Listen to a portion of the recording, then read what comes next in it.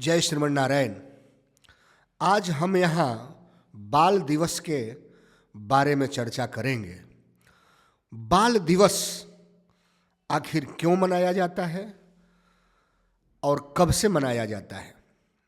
जैसा कि सभी लोग जानते हैं कि भारत के प्रथम प्रधानमंत्री जवाहरलाल नेहरू जी हुए और जवाहरलाल नेहरू जी का जो बच्चों के द्वारा नामकरण किया गया या बाकी लोग जो उनको जानते हैं वो एक चाचा नेहरू के नाम से भी जानते हैं।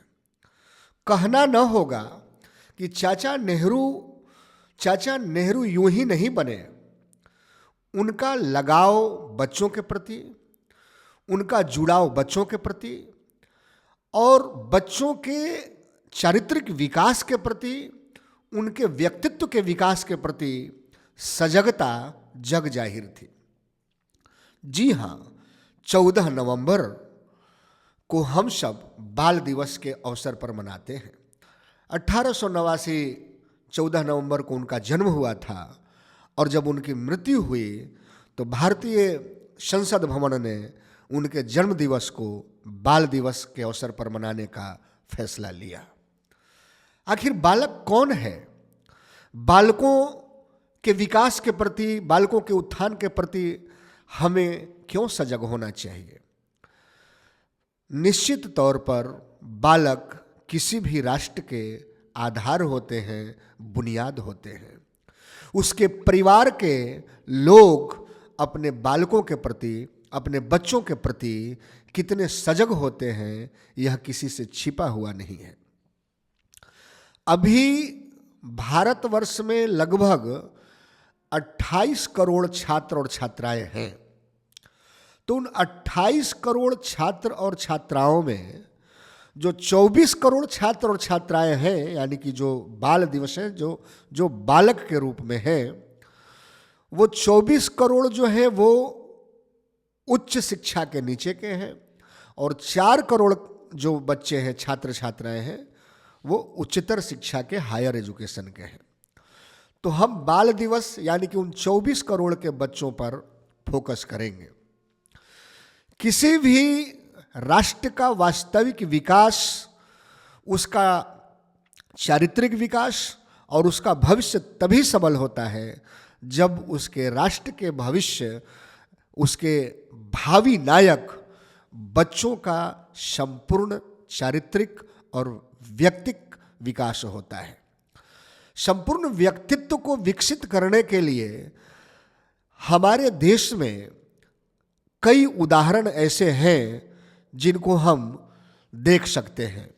भारत में बालकों के प्रति ऐसा नहीं है कि जवाहरलाल नेहरू जी के बच्चों के प्रति प्रेम से ही प्रेम का भाव उमड़ा। हमारा देश सनातनी है, अर्वाचीन है, प्राचीन है, शाश्वत मूल्यों को जीने वाला है। सबसे पहले भक्तराज प्रहलाद की यहाँ चर्चा करें।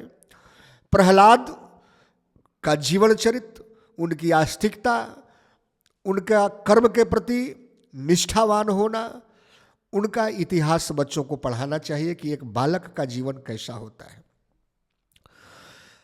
जो फिर नचिकेता की कहानी सबने सुनी होगी या पढ़ी होगी।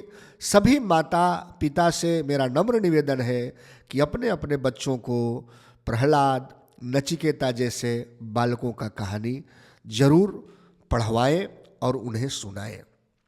ये देश कई कहानियों को, कई ऐसे शाश्वत मूल्यों के जीने वाले बच्चों को अपने अंतर समाहित किए हुए हैं जो हमारे बच्चों के लिए प्रेरणा स्रोत बन सकते हैं। भगत सिंह की भी जो बचपन, जो बालपन की कहानी है वो पढ़ने के योग्य है। कई हमारे धार्मिक, ऐतिहासिक, साहित्यिक उदाहरण ऐसे मिलेंगे जो प्राचीन काल से लेकर आज तक, जैसे तथागत तुलसी को कौन नहीं जानता हमारे देश में, और अभी जो गूगल बॉय के रूप में जो लड़का पूरे देश में छाया, उसकी बुद्धिमत्ता, उसका जो टेक्निकल ज्ञान है, ये सब जो है अपने बालकों को, अपने बच्चों को, अपने बेटे और बेटियों को हमारी जिम्मेदारी बनती है, एक पिता के तौर पर, एक माता के तौर पर, एक शिक्षक के तौर पर, कि हम अपने बच्चों के सामने कैसा आदर्श प्रस्तुत करते हैं। क्या हमारे बच्चे आज केवल इंटरनेट, डिजिटल जो पूरी दुनिया है उसके जंजाल में और झंझावातों में फंसकर रह जाएंगे, या हमारे बच्चों को मानवीय संवेदना, मानवीय मूल्य, जीवनोपयोगी संपूर्ण बातें, नैतिक मूल्य को बताने की आवश्यकता है। गुरु और शिष्य के बीच का जो एक बड़ा ही सुहृद और पवित्र रिश्ता था उसको बताने की आवश्यकता है। माता पिता के प्रति बच्चों का क्या कर्तव्य होता है, क्या उनके जीवन की दिशा होनी चाहिए, क्या इन पर चर्चा करना आवश्यक है, या केवल विद्यालयों में, महाविद्यालयों में 14 नवंबर को बाल दिवस के रूप में एक छोटा मोटा आयोजन कर देना ही बाल दिवस की उपयोगिता है? नहीं, मुझे तो ऐसा नहीं लगता। हम सबको, जैसे हम ही एक संस्थान संचालित करते हैं, नारायणी विद्यापीठ, जिसका मुख्य उद्देश्य ही है सा विद्या या विमुक्तये और शिक्षा के साथ संस्कार, तो 14 नवंबर को बाल दिवस के रूप में हम न केवल विद्यालय और महाविद्यालय में मनाएं, बल्कि इस सूचना क्रांति और जो डिजिटल जो दुनिया बनी है इसका समुचित और उचित उपयोग करते हुए कुछ ऐसे संदेश बच्चों के बीच लेकर जाएं जो उनके जीवन को एक नया आयाम दे, उनके भविष्य के संपूर्ण कार्यों को संपादित करने में सहायक बने।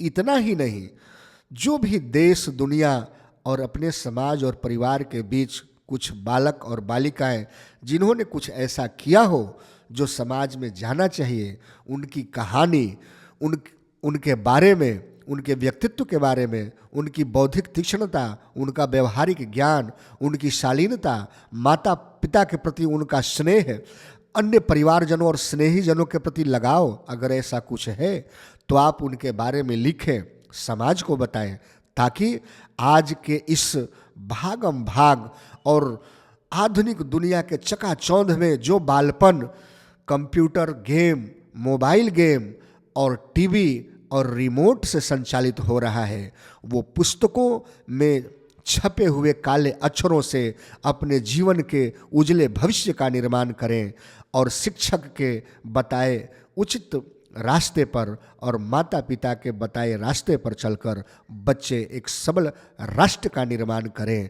तभी जाकर बाल दिवस की सार्थकता सिद्ध होगी और हम सब भारतवासी पूरी दुनिया में एक नए आदर्श को उपस्थित कर पाएंगे, क्योंकि आज भारत पूरी दुनिया का सबसे युवा देश है और जो आज के बच्चे हैं वो कल के युवा हैं।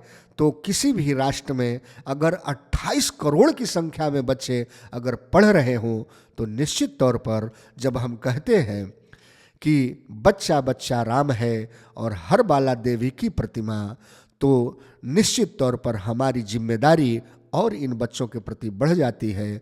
तो आइए हम सब मिलकर एक मजबूत राष्ट्र के निर्माण में अपने हिस्से की आहुति दें, अपने घर के बच्चों को संयुक्त परिवार की महत्ता को बताएं, मानवीय मूल्यों को बताएं, उसके नैतिक कर्तव्यों को बताएं, तब जाकर बाल दिवस अपने उचित मुकाम को पाएगा।